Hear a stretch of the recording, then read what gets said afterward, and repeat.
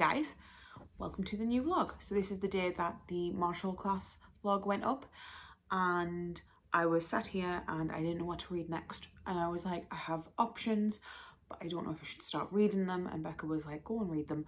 So I decided to start this vlog. So this is the magical vlog. So it's all of my magic uses. If you don't know, me and Jem have done the first vlog in this series, which was reading books that are inspired by certain vibes from classes in D&D.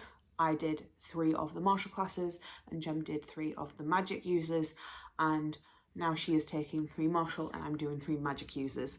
And yeah, so I have three magic users to kind of play around with, and I know exactly what I'm reading this time. And so I have Druid, I have Warlock, and I have Bard. So I'm starting with Druid because all of my Bard books I'm buddy reading with Becca, and my Warlock books are a little bit more, I'm not sure of what I'm thinking about them, whereas I kind of know that my Druid books are quite easy to get into and I think I'm going to enjoy them because 1, it's one of my favourite authors, and 2, it's like a paranormal romance, so it should be fine. So yeah, so I'm going to kind of go through the classes and then I'm going to tell you the books that I'm reading for the Druid. So Druids are nature-based casters. They have a lot of different like elemental magic, but they also have the ability to wild shape, which is essentially shape-shifting. And they are an amazing class to play. They are very, very complicated, but they are a lot of fun. And so I thought I wanted to read one book with a lot of plant-based magic for Druid, and also one that was like a shifter type thing. So the first book that I'm reading is The Fake Mate by Lana Ferguson. I joked on was like, I need a book that had something to do with some form of shape-shifting, and The Fake Mate is about werewolf shapeshifters. So yeah, and this is a lot different to what like you would expect from like a Druid book, and I think it's going to be really, really fun to read. So I'm just going to read the back of this book for you, if you wanted to hear it. If you don't, skip over this part. Fake mate or perfect date. Mackenzie hasn't had a successful date in months. She's only a year out of residency, and her grandmother's obsession with finding the perfect mate threatens to drive her barking mad. It should be a small thing when she lies about meeting someone, until she blurts out the name of the last man she would ever date. Noah, the big bad wolf of Denver General, Taylor. Noah, interventional cardiologist and all-round grump, has spent his entire life hiding what he is, an unmated alpha. But when an anonymous tip brings everything to light, he's left with 2 choices: come clean to the board and risk his career, or find himself a mate. So when the chatty, overly friendly ER doctor asks him to be her fake boyfriend the same day he's called to meet the board, it must be kismet, right? Mackenzie gets her grandmother off her back, and Noah gets a chance to prove he can continue work without a real mate. It's a mutually beneficial business transaction, but when the fake mate act turns into very real friends with benefits arrangement, lines start to blur, and they quickly realise love is a whole different kind of animal. So I'm not sure if she's a werewolf, but he's definitely a werewolf, and that involves shifting into a wolf, and it has like paw prints on things, so he's definitely going to shift. So I thought that would be great for wild shape. And then the other one that I am reading for Druid is This Poison Heart, which is a Kaelin Bayron book. It is based on The Secret Gardens, and it's a Kaelin Bayron book. I very much enjoy Kaelin Bayron books. I don't think I'm going to have an issue with that. I also want to go through my other classes just so that I can have that at the start of this video. So like I said, I'm doing Bard, which is essentially a magic user who sings and plays music, or is an entertainer and kind of writes the story of the party. And I love Bard. I've never played a Bard because Bards are terrifying to me, but I have 2 books for that. and I'm really excited for those. And yeah, that could have gone in a lot of different ways, because bards are also always going to be like the sexy time in person and stuff like that, but like I'm excited for the books that I've picked for bard. And then the other one was warlock. Warlock was the most difficult one to figure out, because a warlock is essentially a magic user who has found their magic by creating a pact with a god, not a god, creating a pact with a demon or a fae or something a little bit otherworldly that isn't like a god. And that one was going to be a real struggle, but the books that I've picked, I've kind of gone with like making deals and things like that, and I'm very, very excited for one of them. And one of them is a book 2 in a book that I loved from last year, so I'm really excited to read that as well. But I'm not reading those right now. I'm going to be reading Fake Mate, and hopefully I love it. I'm really excited for this. I did just read Bride, and I want to like continue on with that like sexy but like rom-com-y paranormal romance. I'm really loving that. Like that vibe is really good. I really enjoyed Bride. I did not expect to enjoy Bride as much as I did, and it was very, very good. So this is my next book, and we'll see how it goes. Do I think I'm gonna love it? I don't know, but we've got to try it, don't we? But that's all I want to talk about, so I will let you know how I feel either halfway through this or when I finished it. I don't know yet. Just next time I get it, like update you guys about it. I forgot to say as well, I got a tattoo.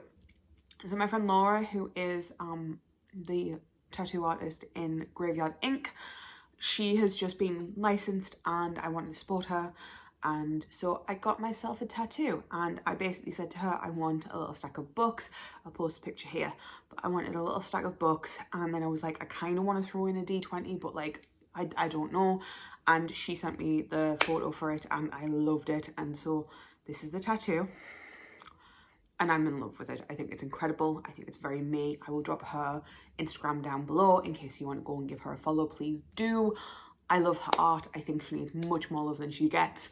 Not that she doesn't get a lot of love, but I think like she's a small tattoo artist up north. But yeah, she just got licensed not very long ago, and her art is incredible. She's been doing this a long time, like the art stuff. And yeah, but it feels like I should very much tell you about my D&D tattoo, which was basically books and D&D, which is exactly what these vlogs are about. So yeah, I felt like I should show you. I would show you it now, but that would involve like pulling my leg up and like getting into a weird position. I'm sat on a couch and I don't really want to do that right now. But yeah, that's all I need to say really. Hello. I wanted Becca in the vlog, and this is the day that she goes home. So I know it's very sad. But I'm not very far into the Fake Mate. I am like on chapter 4. I'm just about to start chapter 4.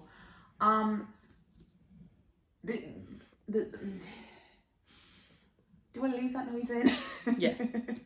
This book is very, very interesting because it's very much, the way that I've been describing it to you is Grey's Anatomy meets Love Hypothesis meets Teen Wolf. That's what it feels like so far. It's a pretty good combination, not gonna lie. Also, so I just read Bride by Ali Hazelwood and I very much enjoyed that. This one very much ramps up the Omegaverse. I'm 36 pages in. And already I'm like, I don't know if this is the Omegaverse type thing that I was looking for. It's fun. Their banter's cool. There's a lot of like references that I wasn't expecting. Like there's a Twilight reference, which then very much made me wonder if it was a paranormal world, would we still have like the trashy teen novels that are to do with vampires and werewolves and stuff? Because that makes no sense. A bit like in Crave, he literally hands her a copy of Twilight to try and get her to figure out the vampire thing. I don't like that. No, but it is hilarious. I don't like that. It is great. It's one of my favourite things about Crave. It's one of those things, right? And I understand that I'm not supposed to take this seriously. But how do you expect me to take, like, how am I supposed to get immersed in the world of and believe the thing that you are selling me if you are giving me the trashy teen vampire books I was obsessed with as a kid?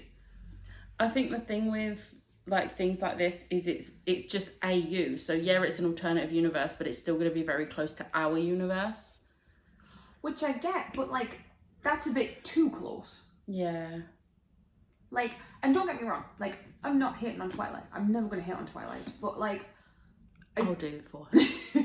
I just think in a world where there's shifters and stuff like that, the shifters who are talking about it wouldn't reference it because I feel like it would be a little bit like taboo. Like, oh, this, the same way that Stephanie Meyer has done really bad for Native Americans. Yeah. I feel like it would kind of be, not in that sense, I'm not saying that like it would be, but like, you know, that there would kind of be that kind of, yeah, you know what I mean?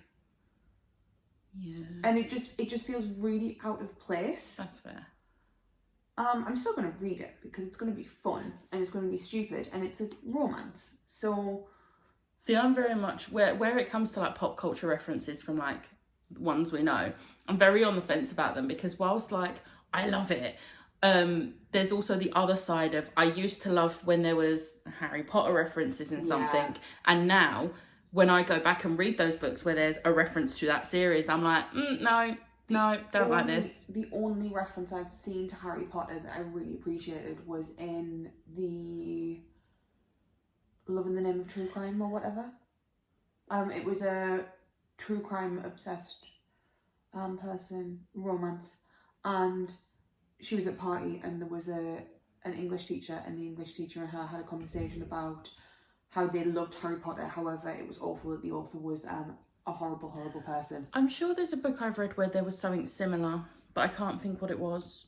It's the only way that I will take a if you're going to have that sort of reference, acknowledge the bad that comes with having that reference as well.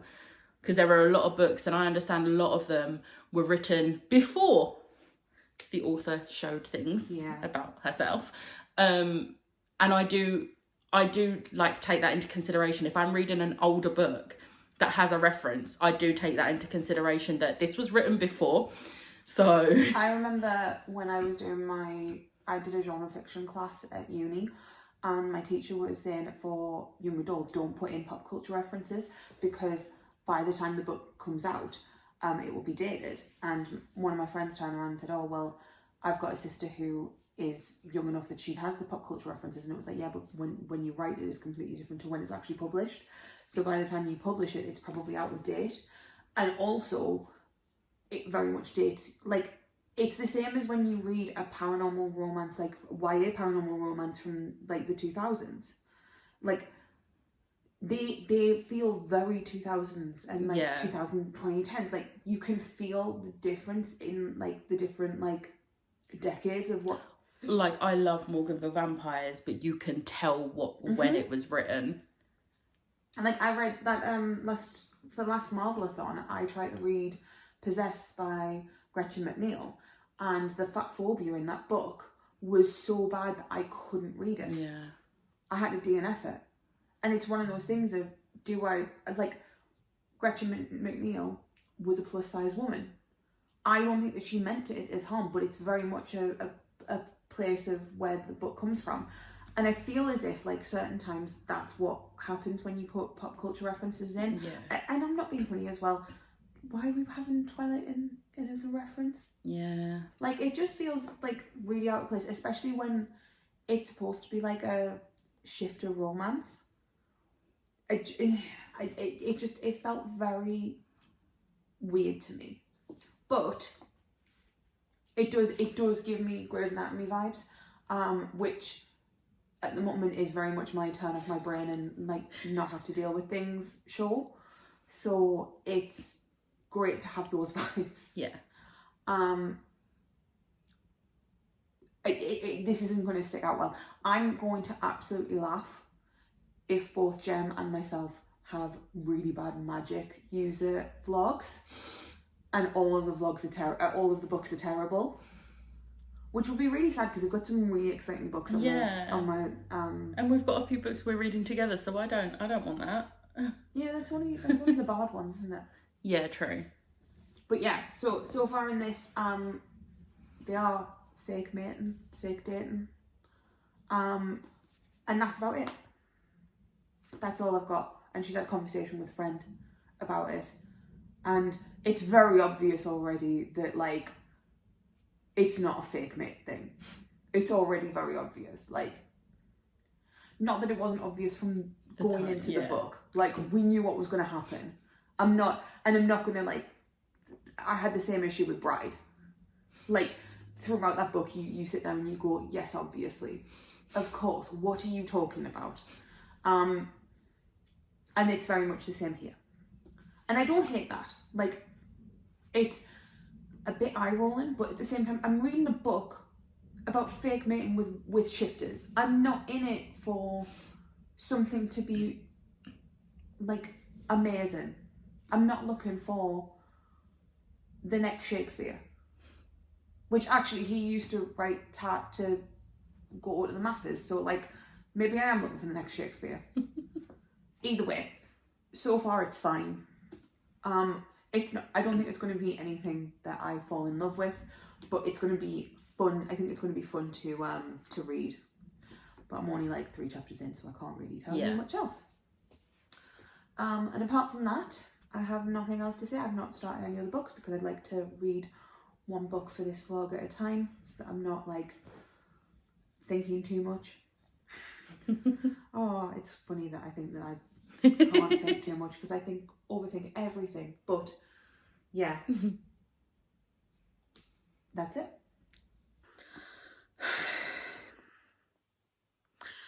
I'm 70 pages in, and I'm not giving up, but I do not care.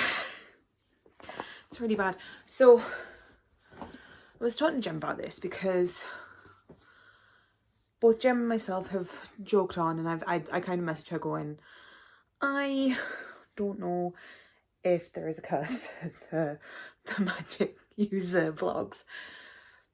But I think the issue that I have with this book is, one, it's too Omega-versey for me, which, like, here's the thing, that's an issue with my taste in books. I did not expect it to be as Omega-versey as it is.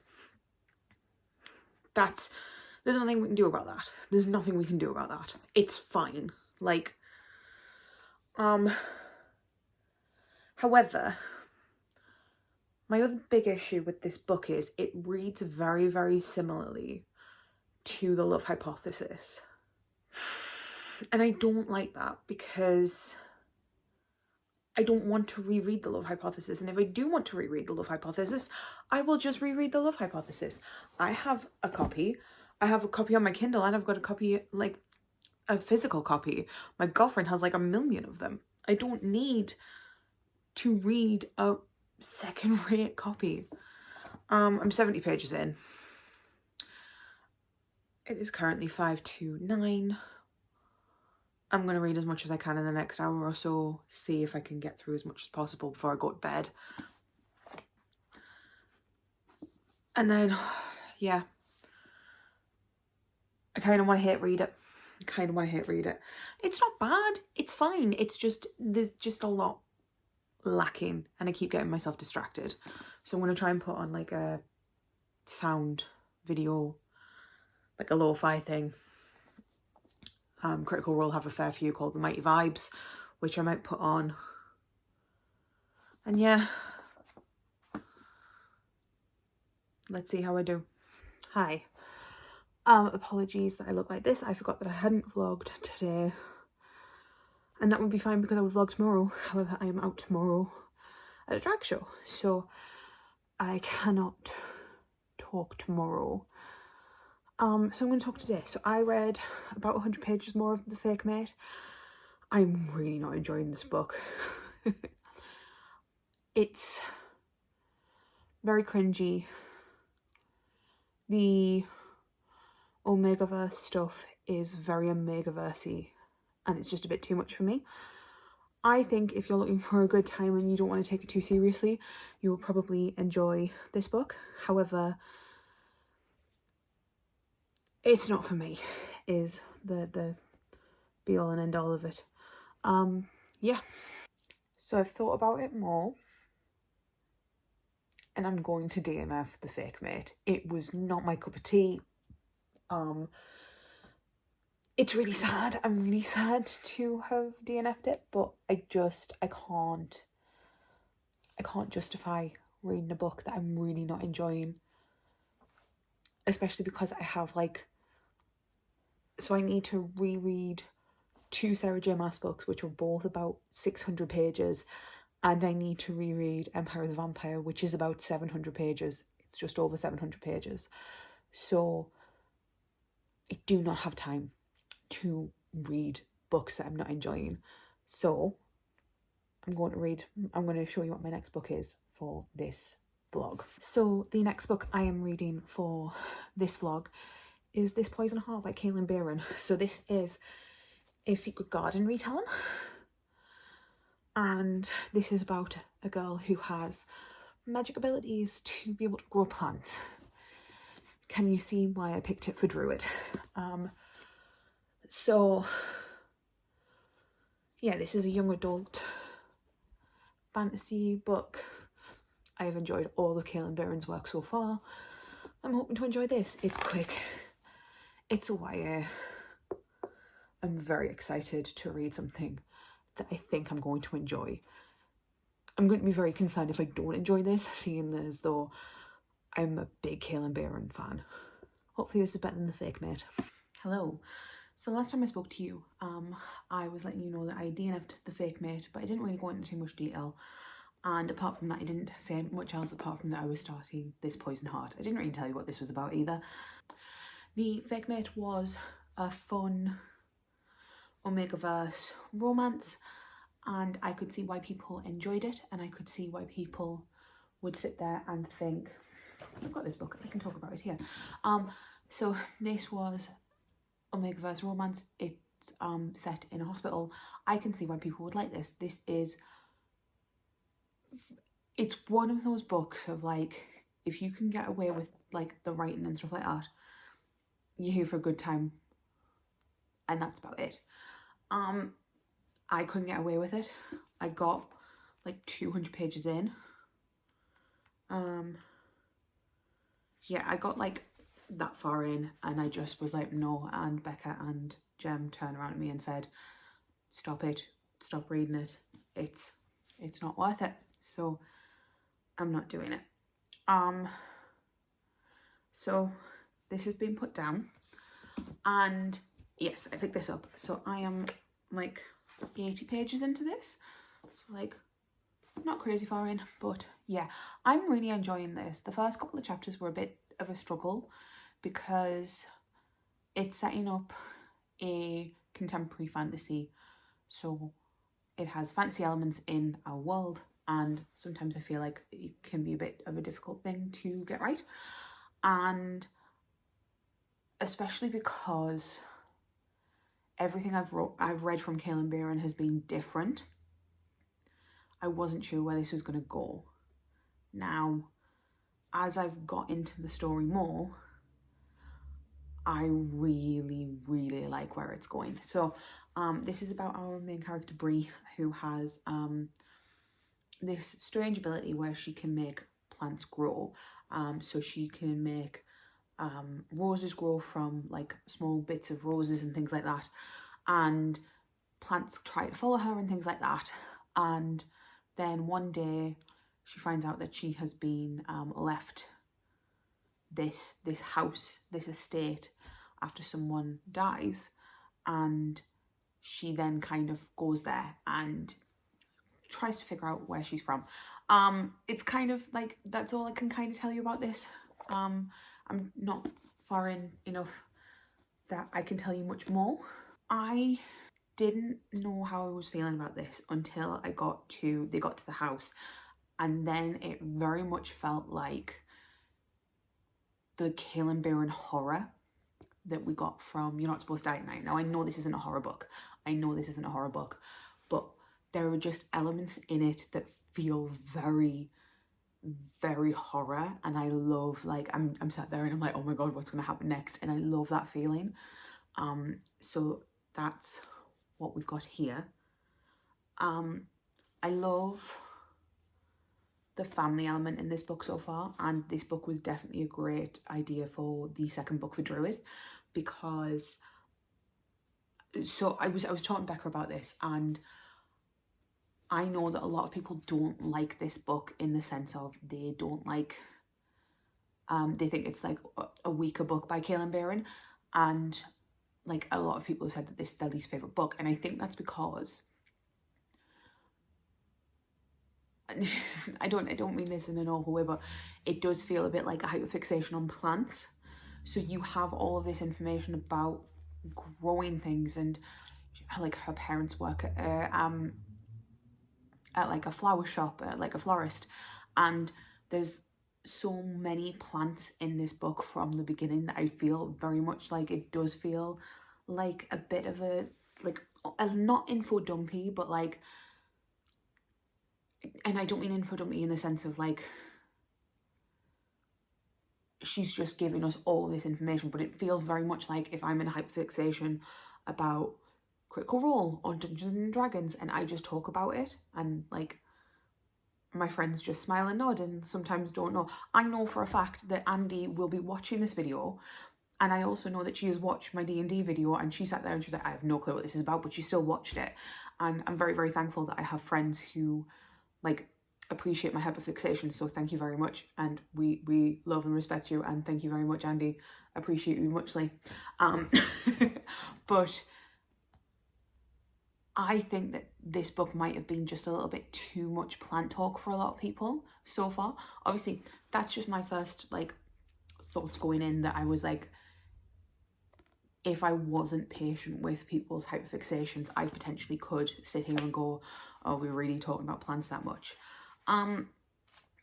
But so far it's really, really cool, and yeah, I don't want to say too much about this because I don't want to make these very spoilery, but I do think that I'm going to really enjoy this, and if she keeps going with the kind of like semi horror vibes, I'm very excited about that, because I do think that like that's where Kaelin Barron shines for me personally. I think that her fairy tale retellings are great, but there was something about You're Not Supposed to Die Tonight that I absolutely adored, and I see some of the elements of horror that aren't horror per se in this. It feels very much like a haunted house story, which I adore. I'm going to eat that up. So I think that this could potentially be a close second if it continues with that. Like I said, I know it's not going to, and I know it's not going to be like a horror book because this is a contemporary fantasy and it says a contemporary fantasy on the back. But if it continues with that type of vibe, I'm definitely going to be interested. But yeah, I think that's it. I also never said the cat was out the bag, because we were talking about this and Jen was like, have you said this in your vlog? And I was like, no. So you now know that these were to do with the D&D readathon that we're doing, Treasures and Tomes. I'm so excited about this. Me and Jem have been working really hard behind the scenes to try and get everything sorted for this, and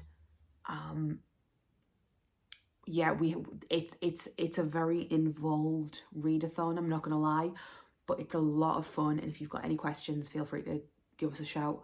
And yeah, it's going to be a lot of fun to do, and I'm really excited. Like I said, me and Jem have been doing a lot of work on this to make sure that it was good and it was right, and I think that there's going to be enough in this like readathon that's going to make everyone happy. And because it's so diverse in the sense of like you can pick whatever you want, I think that no two people are going to have the same readathon, which I think is even cooler. But yeah, massive shout out to Jem. She was like, this came from Jem turning around and saying, I want to do a D&D vlog, and me hijacking it, and then us turn around and go, cool, let's do a readathon. And it's just been so much fun to plan, and I'm so excited to like go forward with this and be able to have a readathon that I'm really proud of, and also that I'm really excited for. Yeah, I'm gonna stop rambling. Also, probably goes without saying, you don't need to know D&D to take part in this. Just have fun and let's read a lot of books. But yeah, I'm gonna go through this, and I think this is the only other book I'm going to be able to read for this vlog this month. It is February. We are on Saturday the 24th. I think it's the 24th. And I have like 3 massive books that I need to read for my TBR that I don't even know if I'm going to be able to get done. So this is going to get finished hopefully in the next few days, and then I have the other 4 books that I need to read, and I think only one of them is a chunky one. I think the rest of them are quite like short, and I don't mean short, but like I mean 300-400 pages, so that should be good. It should be good. It's really interesting to see the difference in the books I've picked for this one compared to the last one, because I feel like the martial classes, they were quite fantasy heavy, and I feel like this time I've done quite a mix. Like obviously I did a shifter romance, and I'm doing like a contemporary fantasy YA. I have another romance that I'm going to be reading. I've got like other things, and it's a lot more diverse, I feel like, this one, which is fun. But yeah, I'm going to stop rambling now because I've been talking for about 11 minutes, and I'm going to go and try and finish this book. I'm not finishing it, but if I can get to like the halfway mark, I'll be happy. So yeah. Hi. I feel like I'm always wearing like a Critical Role shirt in this. It's just because I do wash them, I promise. They're just really comfortable and I like wearing them. So I'm not sorry. But I want to talk about this book because I'm still not finished it. I'm like that far in. I'm at chapter 17, which is just over 200 pages in. And I think that this book was marketed so wrong. So it's not like a really, really hardcore horror. This is not You're Not Supposed to Die at Night, which was quite hardcore horror for a YA. But this is such an atmospheric horror.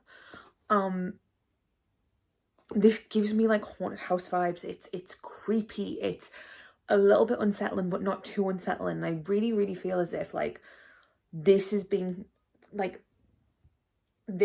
marketed as a contemporary like fantasy.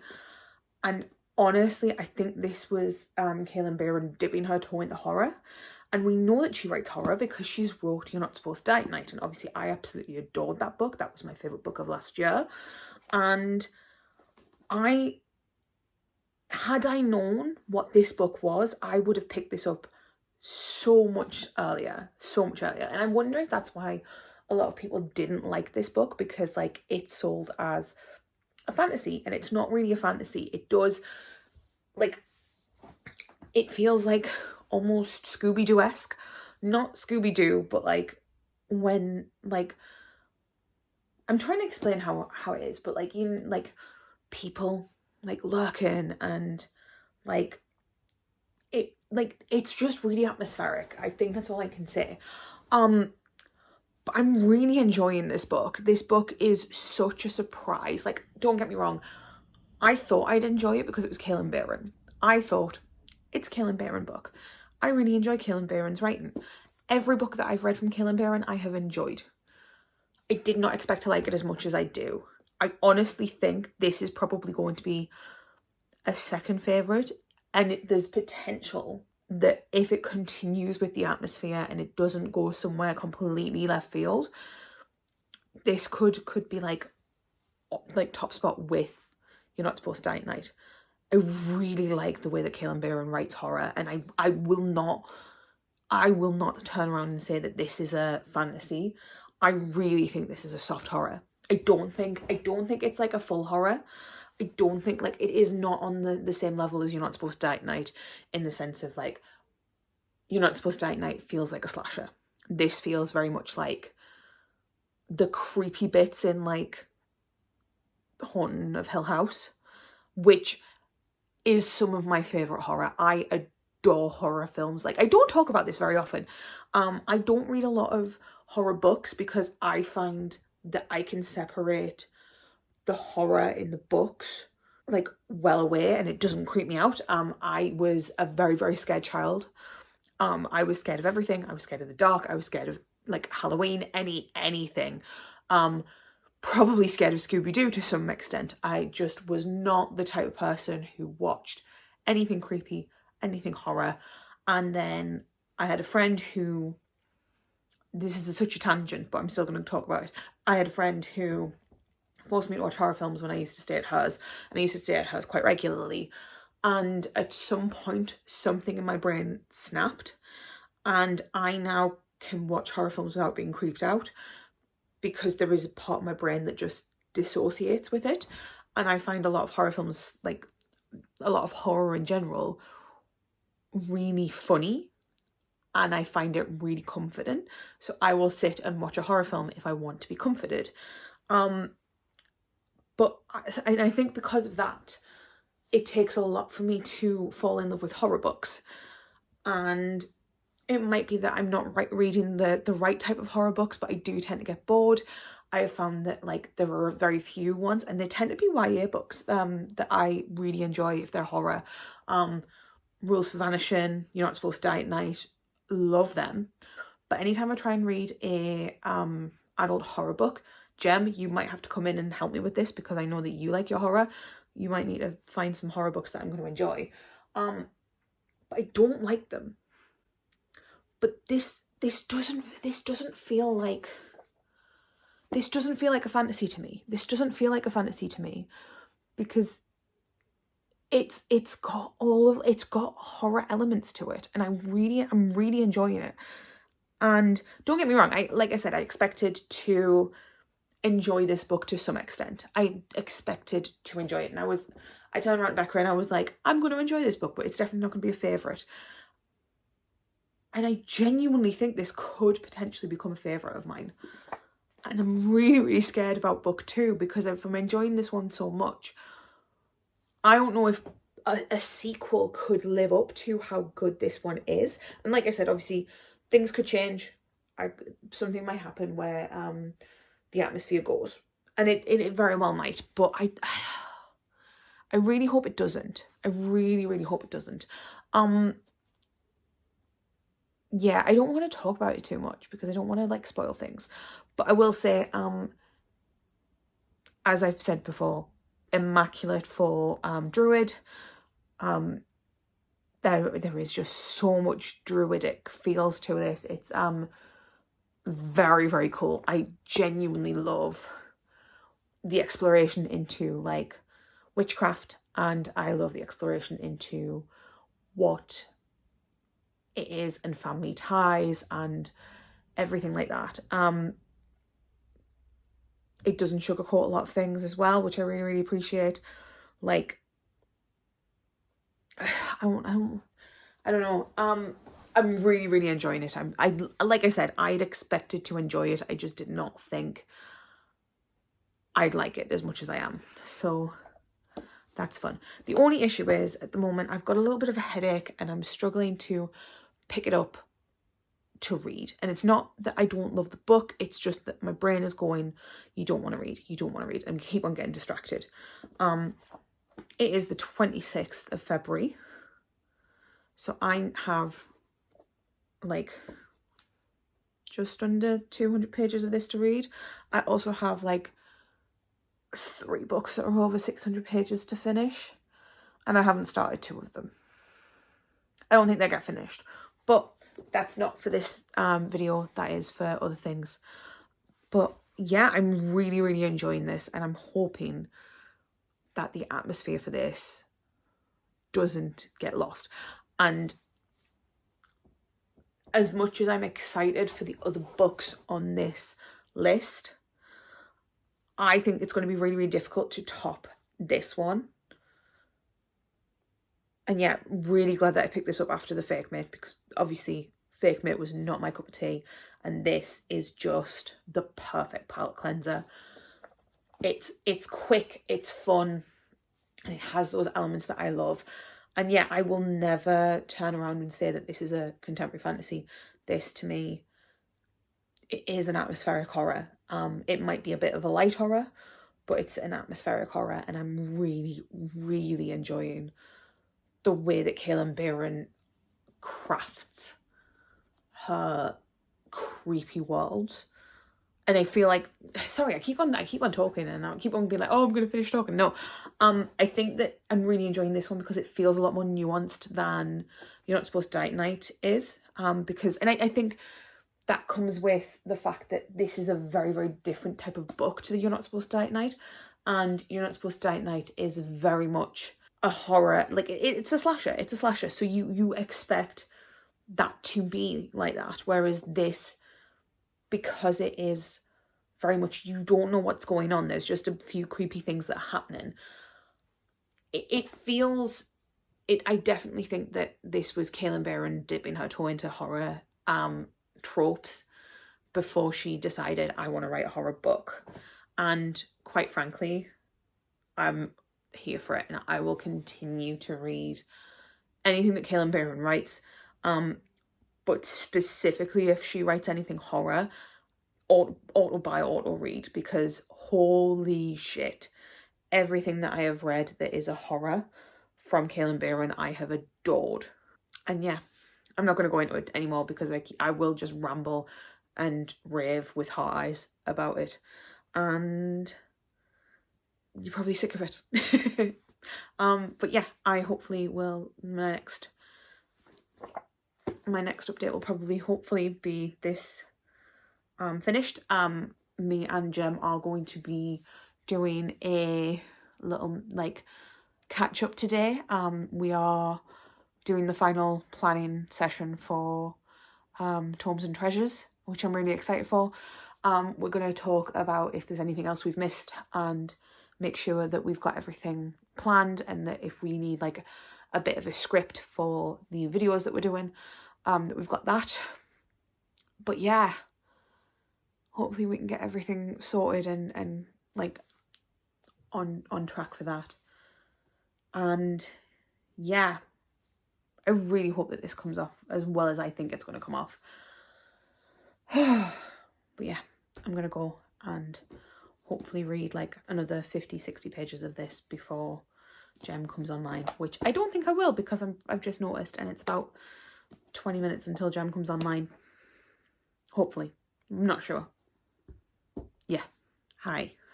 So I finished this. This was a 5-star, first off.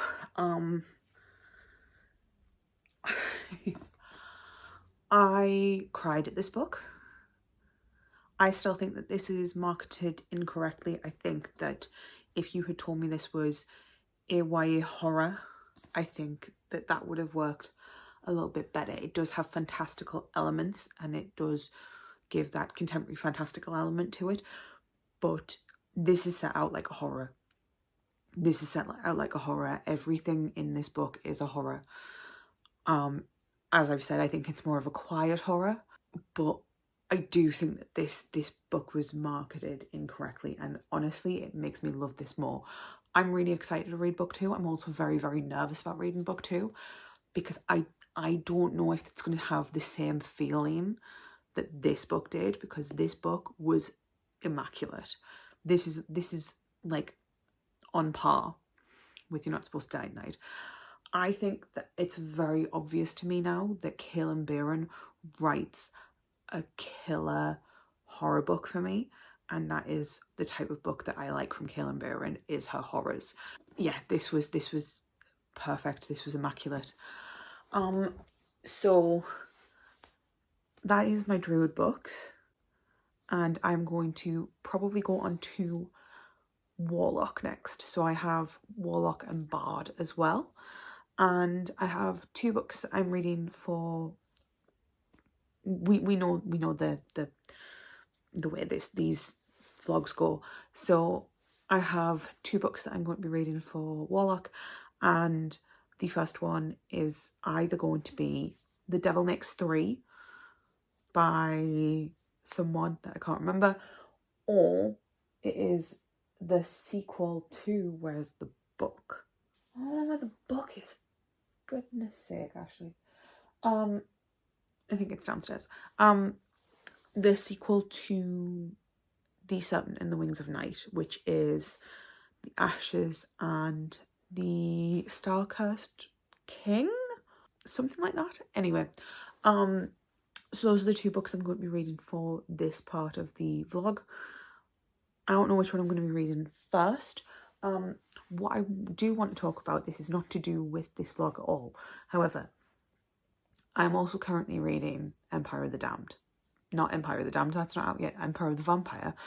And I forgot how much of this book is just a really dark, gothy D&D setting. It's given me loads of like D&D vibes, and I forgot just how much it did, and I'm really, really enjoying reading that. But yeah, so I have The Ashes and I think it's The Star-Cursed King by Carissa Broadbent, and I have The Devil Makes 3, which is another horror book. But the essential idea I've got behind these 2 is warlocks make pacts, and that's technically a promise. And I know that in the Ashes and the Star-Cursed King, there is some form of pact or promise made. And then in The Devil Makes 3, it is about getting power from a potential evil source, which is very warlock. So those are the 2 for that. And those are the 2 that I'm going to be reading as soon as possible. I don't know about the Bard ones because I am buddy reading both of those Bard ones. So I'm a little bit unsure of when I'm going to be reading those. I'm hoping as soon as possible because I need to get this vlog edited, because this vlog is going up whilst I'm at Becca's, and I don't really want to spend Becca's birthday weekend like editing and panicking, because that's not fair on her. And also I don't get to spend too much time with her, so I don't want to be like splitting my like, what do you call it, attention. But yeah, I don't want to tell you too much about this. I don't want to spoil it. I was talking to Becca and she was like, you could put your hand up and do the spoiler thing. I could. However, if I do that, I've said, because I use my hands so much to talk, I don't think that I would remember to keep this hand up. So yeah. But this was so good. This was so much better than I was expecting. I was really anticipating this to be a bit of a letdown after knowing that a lot of people don't love this book, and also knowing that I'm not the biggest fan of Kaylin Barron's fantasy. I do love her horror, but her fantasy sometimes isn't my favourite. But yeah, this was a 5-star.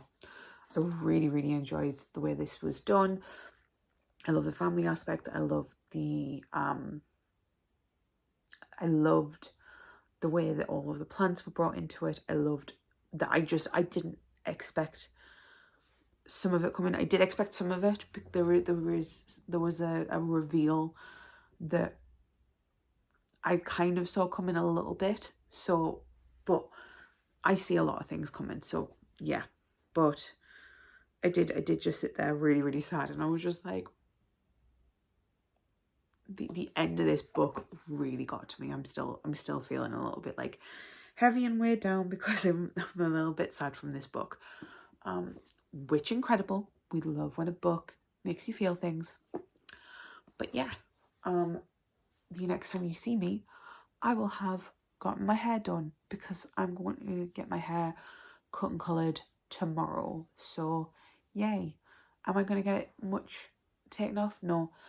Part of me is tempted just to get like, so the undercut, if you guys remember, I had an undercut. It is getting to the point where like you don't know where the undercut starts and where my hair begins. And I'm so tempted just to get it all cut one length, but then I don't know if it's going to be a little bit too short. The only thing I know I definitely need to do is I need to get this sorted because it's a little bit too long for me. So I'm getting the colour on, and I'm going to get a snip.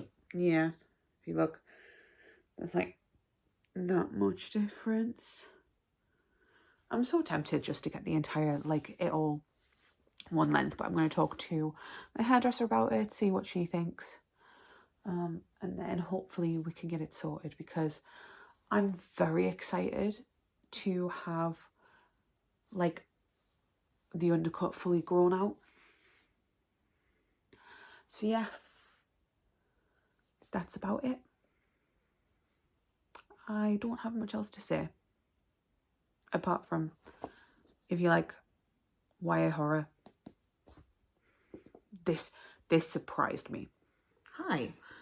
So it is Saturday, and I was going to let you know the first book that I picked up for the Bard, because like I wasn't sure if I was going to do the Warlock books or the Bard books first, and then I have had a bit of a crazy few days where I just needed something really easy to pick up and something that would distract me. So I knew I was buddy reading this with Becca as well, and I was like, right, cool, that will work for my Bard book. And we had already planned that this was the Bard book anyway, well, one of them. So I picked up Dungeons and Drama by Kirsty Boyce, and this is a very, very small book. This is a YA contemporary romance about a girl who gets in trouble and has to end up working at her father's game store to get, like, for people to trust her again.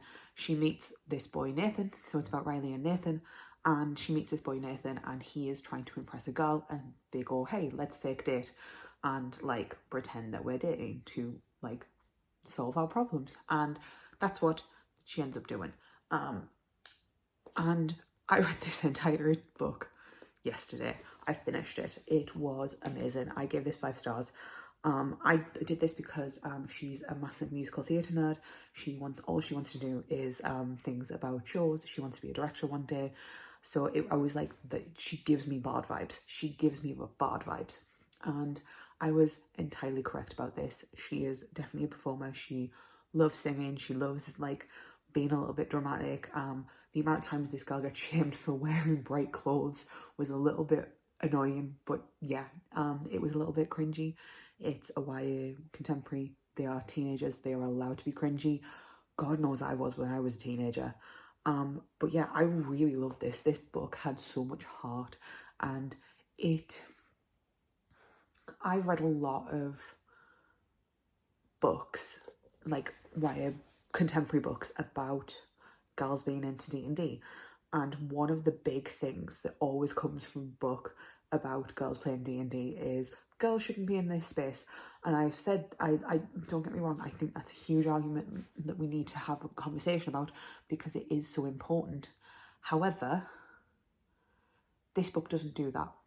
This book does not have that in like anywhere in sight. This book is solely like, we are doing this thing and D&D is in the background. It is great. It's fantastic.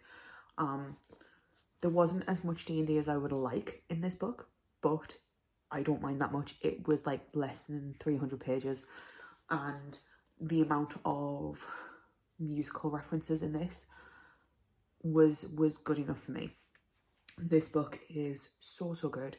I definitely highly recommend it. I think it was really cute, and it was so quick to read. Like, I read 50 odd pages of this on my break at work, and then last night I just sped through it, and I didn't start reading until about 8:30, and I just sped through the entire book. I finished it by the end of the day.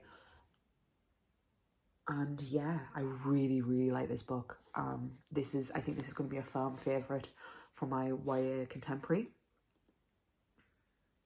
I also like when a YA contemporary isn't hard hitting.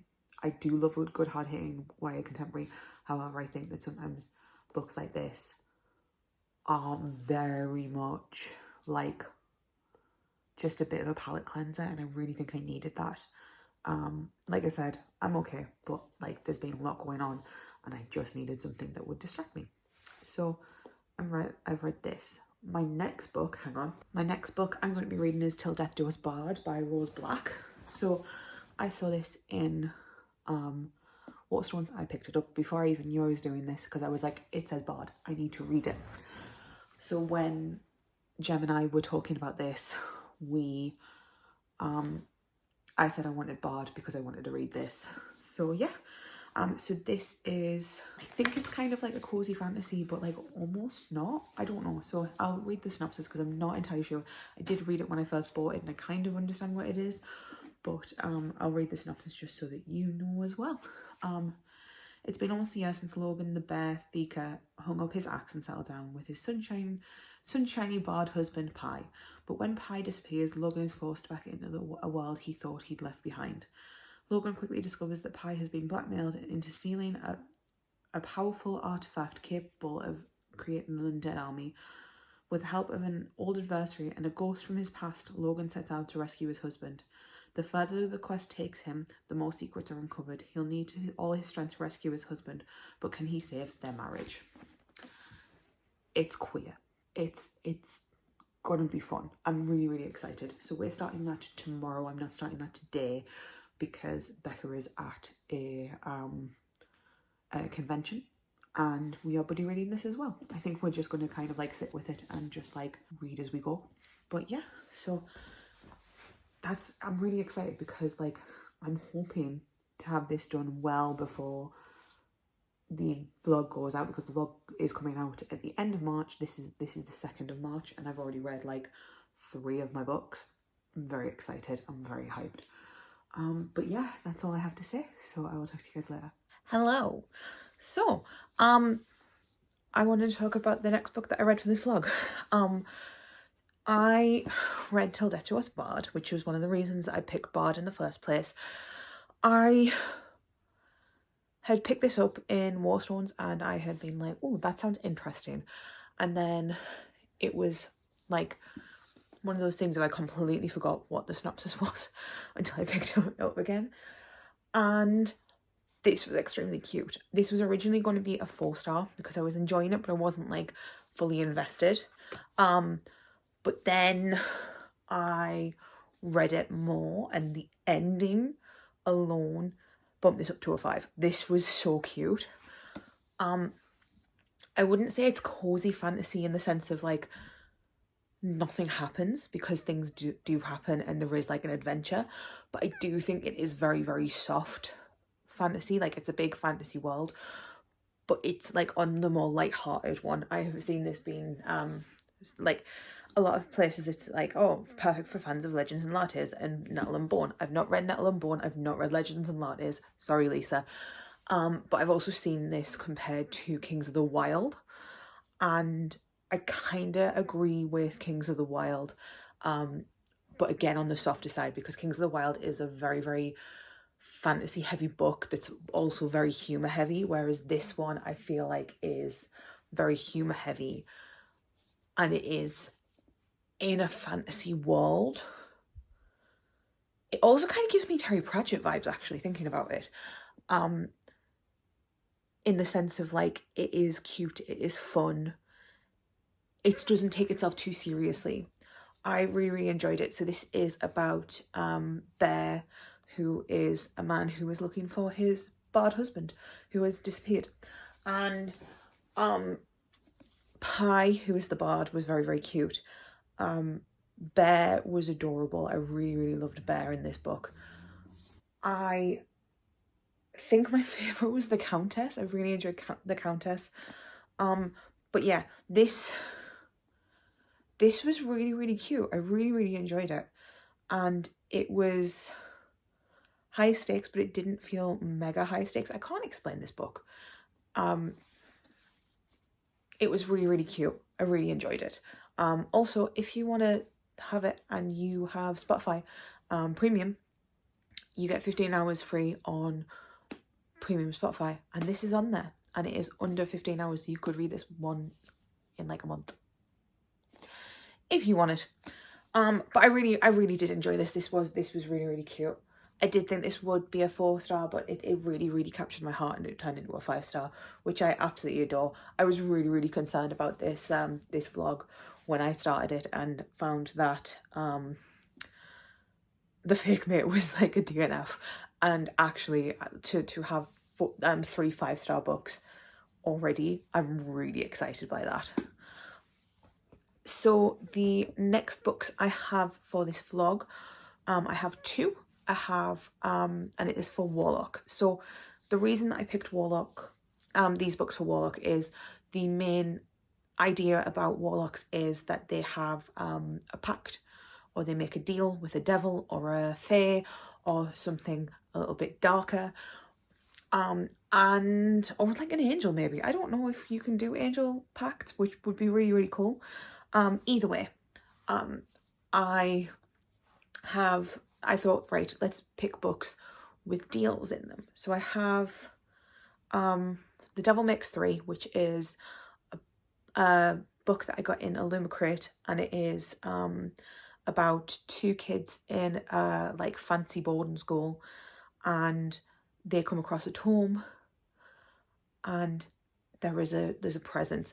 I have started this one previously, but I never finished it, so I want to like give myself like a bit of an easy go, because I know I was loving it when I was reading it, but also I want to pick it up and I want to read it properly, and I want to give you my thoughts on that because I'm really excited for that. And then the other book that I have is the sequel to The Serpent and the Wings of Night, which is The Ashes and the Star-Cursed King, and there is a deal that was made in the first one, and I'm going to read that. Is that a bit of a cop-out? Absolutely it is. Will I be able to tell you much about that book at all? Absolutely not. But we've got to get those wins in. I'm very, very excited for book 2, so I needed that book. But yeah, that is all I have to say for now.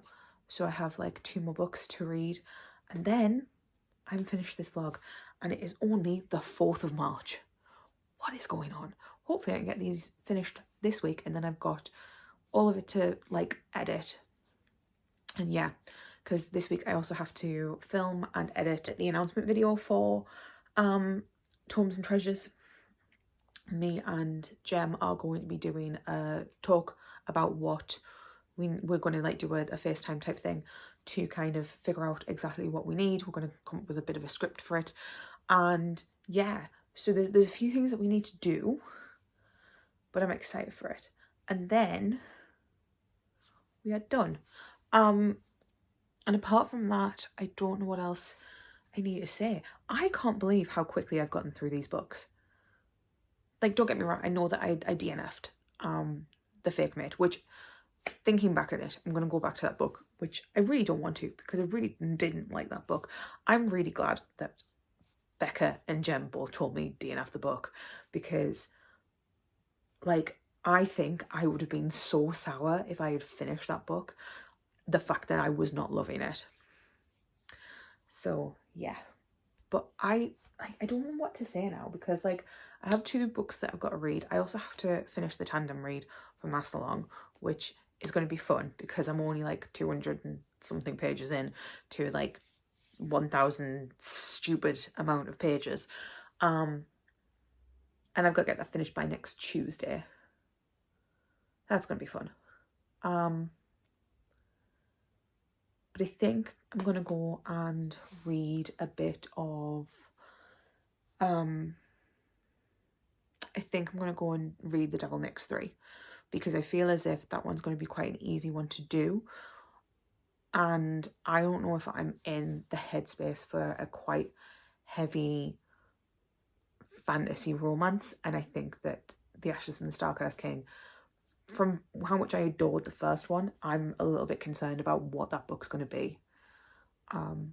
But I've rambled for long enough, so I'm going to talk to you guys once I have read some of The Devil Makes Three. Hi, we are going to ignore that I look like that character from Rat Queens, the necromancery one, and we're going to talk about this book because I started it yesterday. Was it yesterday? It might have been, I think it was yesterday. So we started this either yesterday or the day before.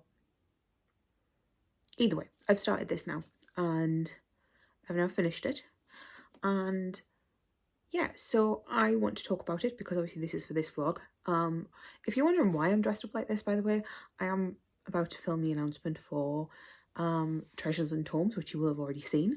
And yeah, I thought I would do a vlog clip because I'm waiting to I need confirmation from Jem about something. So I was like, well, while I'm waiting, I might as well film this. So this is The Devil Makes Three by Tori Bovalino. I had already read most of this book, and then I put it down and I never picked it up again, and it was really, really sad because I was really enjoying it. And then when I decided to do Warlock, the more I talked about this book and the more I was trying to figure out a book that had a pact in it, this kind of kept on coming to the forefront of my mind. So this is about Tess and Elliot, who are two students at a kind of prestigious boarding school, and they come across a book that is really not great and it's a bit creepy and things happen and there might be the devil in it. And yeah, so this book, when I first read this book, I was really, really enjoying it. The reason I had put it away was because I had other things that I needed to focus on and I had to put this down for some reason. I can't remember exactly why. I do know that I was really enjoying this book when I started it the first time. So when I picked this up again, I checked and it was on Audible for free. So I was like, amazing. That makes my life a lot easier. So I decided, bugger it. So I decided to pick it up again for this vlog, and I'm really, really glad I did.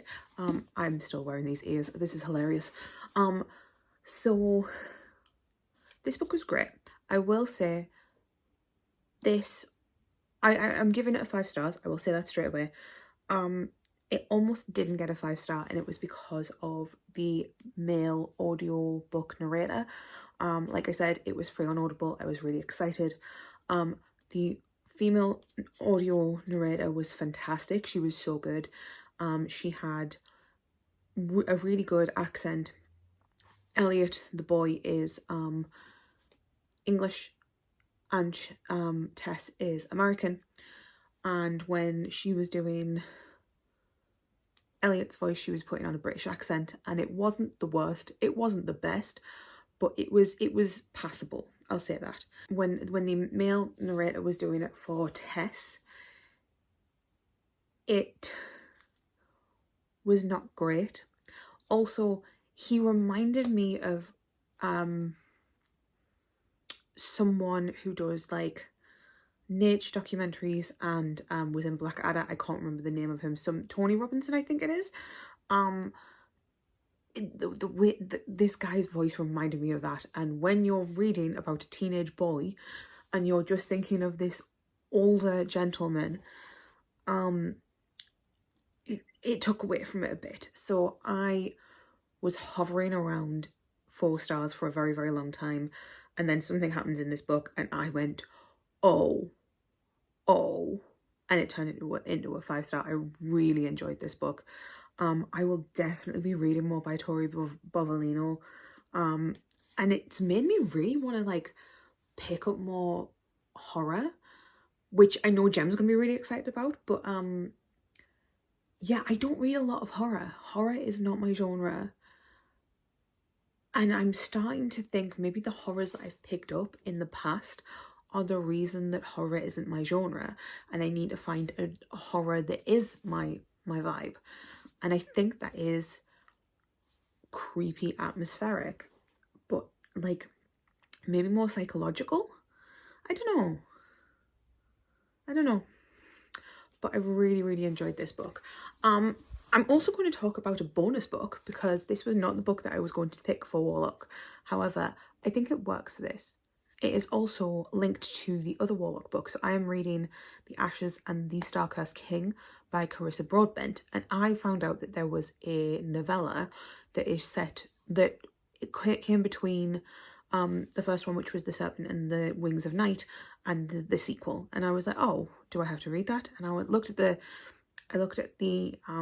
release dates, and I saw that it was released just before the sequel, and I was like, okay, maybe it's not going to be something that I need, but if it is, I might as well have a look. So I picked that book up and I read that, and it was only like 180 odd pages, and I really enjoyed it. It was a 4-star. I don't think it was as good as The Serpent and the Wings of Night, and I don't know if it's going to have anything to do with book 2, because I can't really remember what happened in Serpent and the Wings of Night, and I couldn't recognise anything. But just because I can't recognise anything doesn't mean that it's not going to like mean anything. So this was called Six Scorched Roses, and I really like this book because it was almost a flip on the first one. So the first one is about our main character, who is a human in the vampire world. She is the adopted daughter of the vampire king, and how she has to go through her life, and there's trials and things like that. It's such a good book. If you want like a good like actiony romantasy, I very, very highly recommend. This one was a little bit different in the sense of, it wasn't like there's this human in this vampire world. It was, there's this human in this vampire world, and there's this human in this human part of the world, and there is also a vampire and what that means in it. And it was a really, really interesting like kind of flip of it. And we follow our main character, who is trying to stop this illness that is going on in town, and she has to make a deal with a vampire to try and get what she needs. And I think that would really work for the Warlock as well. So I'm just adding that because I didn't finish all of my Druid books, so I thought, well, I can add this, and then technically I've still read 6 books. Like I said, I really enjoyed it. I don't think that it was long enough to warrant it being a 5-star. I think it was really good, and I think it could have been really good if it was like a fully fleshed out book. But I think because it was so short, it just lacked a little bit of depth that I really wanted from the book, which was a little bit sad. I did enjoy it, but I think it sometimes it takes a lot for a book to be this one incredible thing. And I think because the book was so short and it was missing a little bit, I think you were always going to kind of like play with fire a bit with a novella more than anything else. But yeah, so that is my talk about The Devil Makes 3 and a little bit about 6 Scorched Roses. I'm not going to try and say that quickly because I will stumble over it.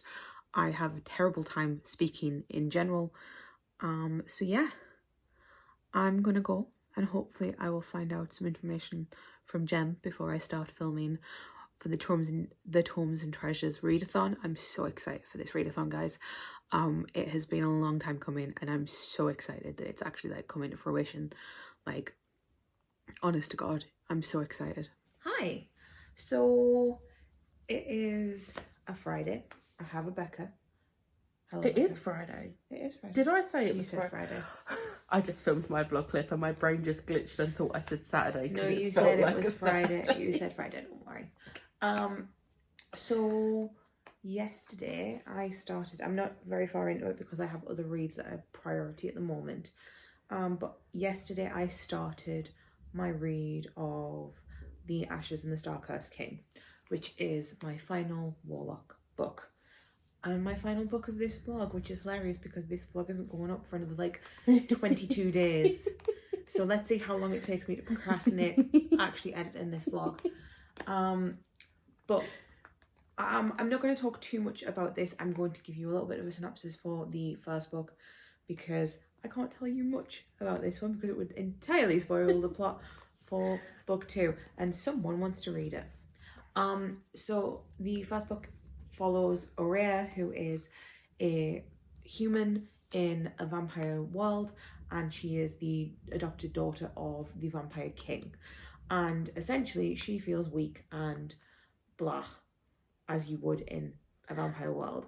And so she goes into this trial-based, like, competition type thing, where you will be blessed by a goddess and given one wish.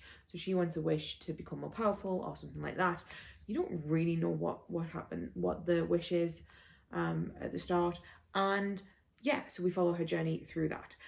So I'm about 80 pages into book 2. And first off, all I want to say is I was really excited for this book, and then I was very, very, very hesitant, because I was like, I really enjoyed book 1, and I was not expecting to enjoy book 1 as much as I did.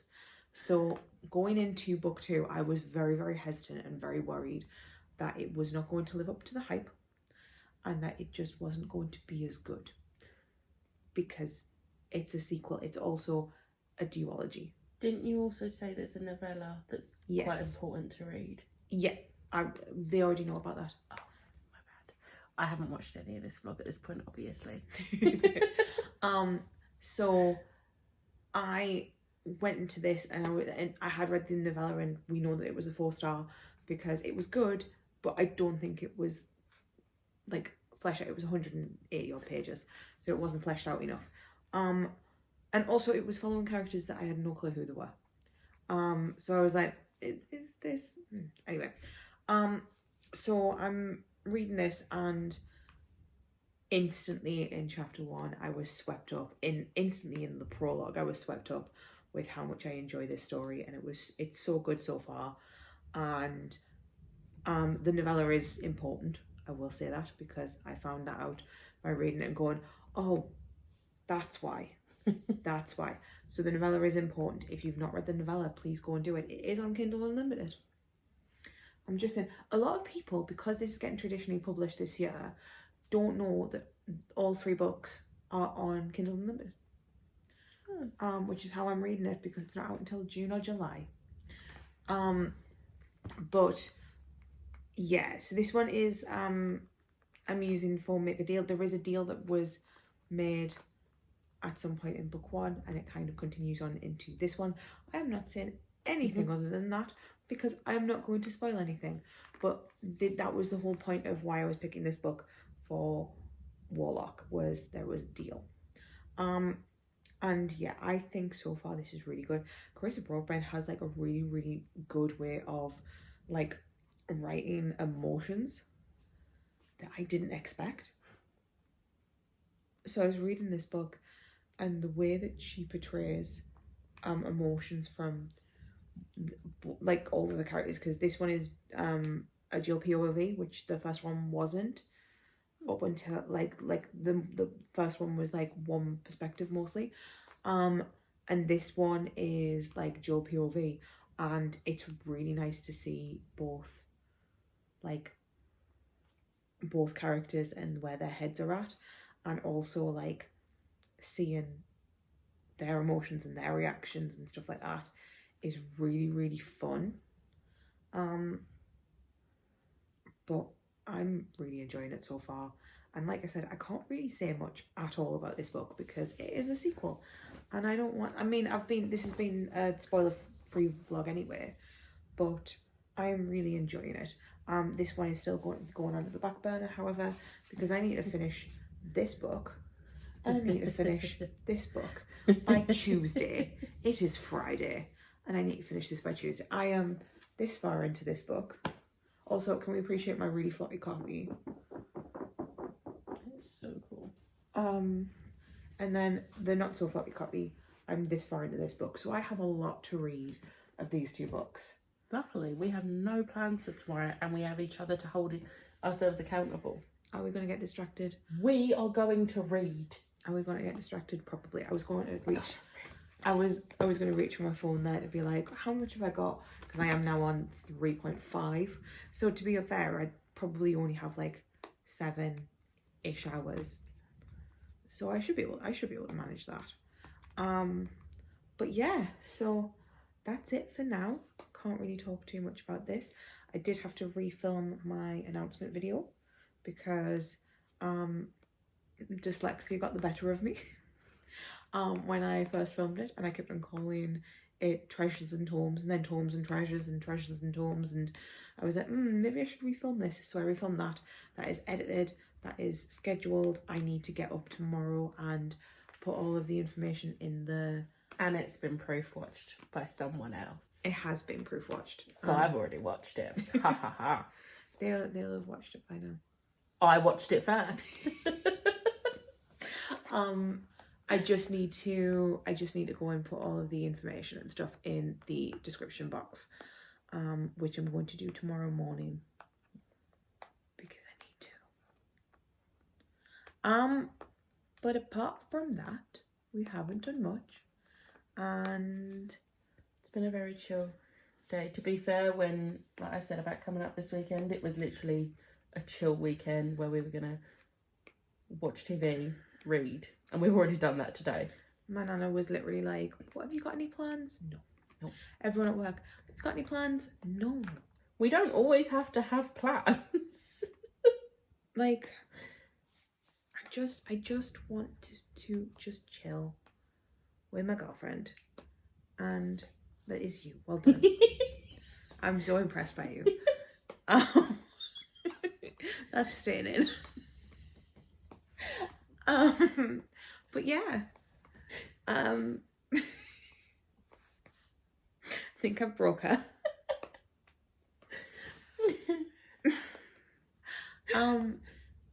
Yeah, I'm gonna go because, like I said, I don't have too much that I can say about this.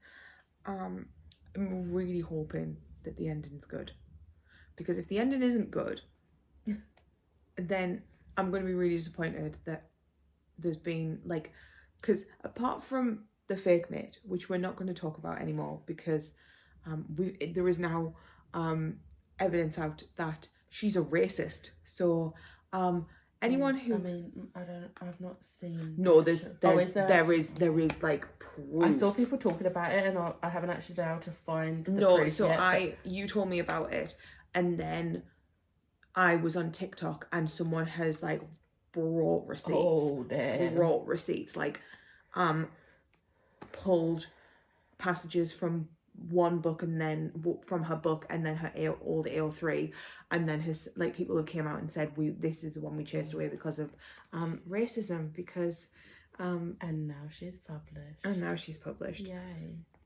So if you see any Lana Ferguson books and you were tempted by any of the Lana Ferguson books, please do not support racists. But yeah, so apart from that book, sorry, I went on a bit of a rant there. Apart from that book, all of the reads I've had for this vlog so far have been 5 stars. Sorry. It's not cursed. Sorry, Jem. I said this to Jem and I was like, so it's definitely not cursed. She was like, maybe I'm cursed. Oh no. No, Jem. No. So I'm really hoping that this one lives up to it. Apart from the novella, because so essentially I said that the novella was an extra surprise book because it still worked really well with the theme. And that was a 4-star, but that wasn't an official book. Yeah. So that and 4 stars are still really good. Yeah. But and it's understandable for a novella to get 4 stars. Like, not many novellas get 5 stars from me. It has to bring something very significant to the plot for me, or like bridge a gap between like 2 series. Mm-hmm. For example, A Court of Frost and Starlight. My brain blanked. I thought you were going to say Cassie Clare. Oh yeah, that's collections of short stories. Yeah, that's not just one novella. Yeah, but it's still... Like, if you're a Cassie Clare fan... Sorry, I'm taking over your vlog now. If you're a Cassie Clare fan and you have not read Tales from the Shadowhunter Academy, don't speak to me. Because that is a very important book to read. I have, in fact, read that book.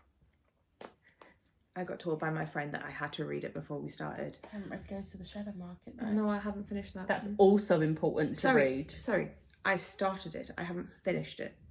That is also important to read. But yeah. Apart from that, I don't have much else to say. will my next vlog clip be me finishing this? Probably not. But if I have any more thoughts on it that I want to ramble about, I will let you know.